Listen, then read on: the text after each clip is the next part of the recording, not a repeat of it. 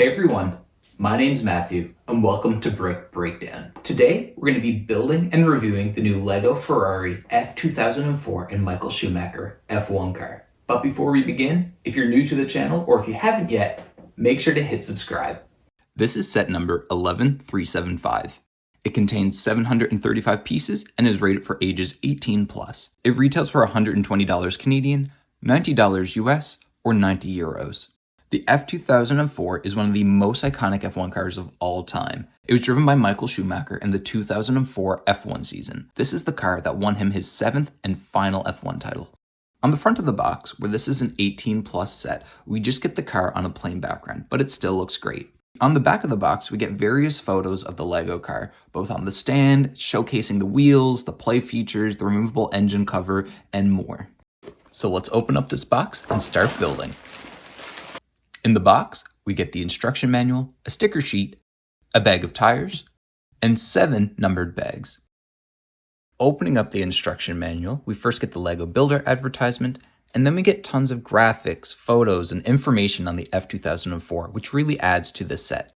So let's open up bag number 1 and get to building. We start by building Michael in his racing outfit. He has a hat, which we can change out for a helmet.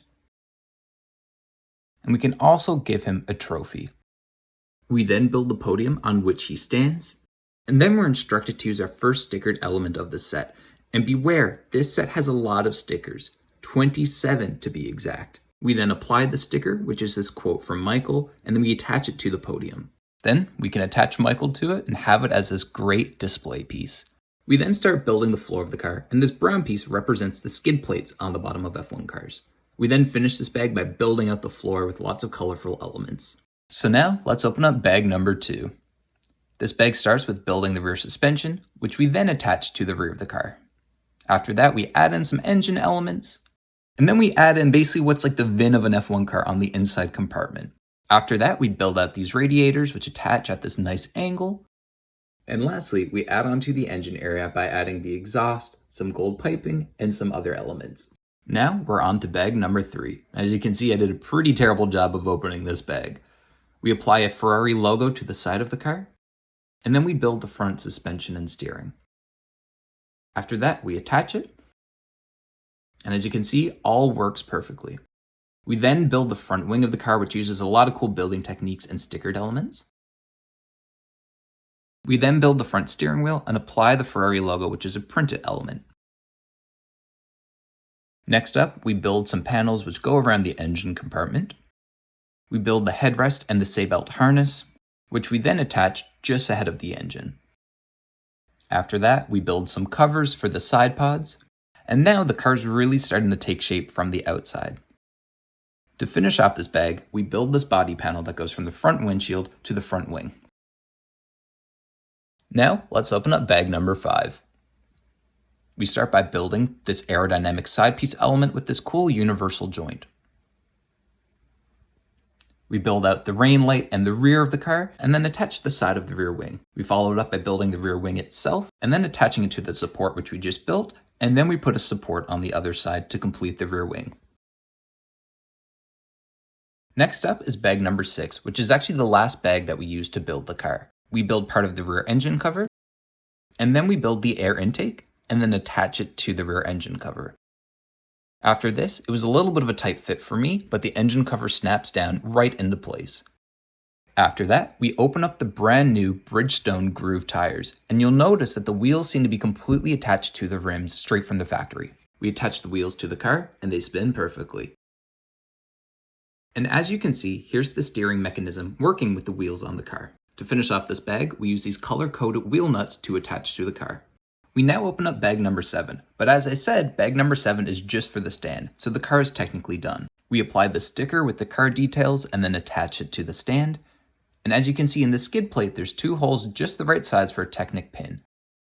We then attach the car to the stand, and just like that, this build is done.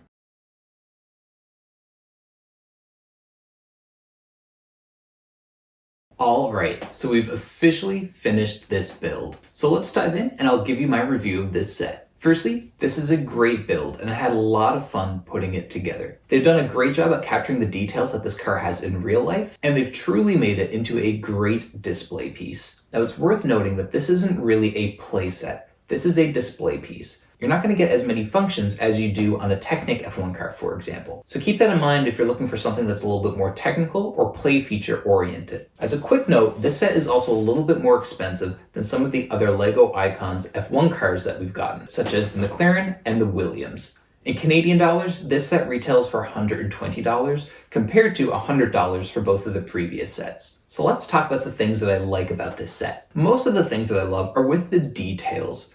Everything from how the car is styled, where it looks so realistic to the actual car, to things like the brand new groove tires, the colored wheel nuts, the engine bay, which is filled with great details like the radiators, the exhaust, the engine itself, and so forth. And also things like all the logos and sponsors that are on this car. However, for obvious reasons, we don't get the Marlboro livery that we see on the engine cover and elsewhere on this car. However, if you do want to get some of those logos to stick onto this car, you can actually order sticker packs online that people have been making. So there are options where you can finish off the build with those additional logos. My next like is that we get working steering.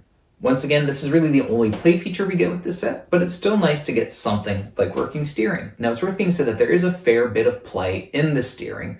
So once again, it's not the most perfect steering system, but it is something. And as for a slight dislike along with the steering as well, it's pretty hard to get the steering wheel lined up, which is a common problem that we see on the steering wheel of many F1 car sets and just the automotive sets in general. So it is a little bit tricky to get the steering wheel to line up nice and also get that Ferrari logo on the center of the wheel looking straight. So it takes a little bit of tweaking. My next like is with the car stand as well as the driver podium. It just really adds to the display aspect of this set.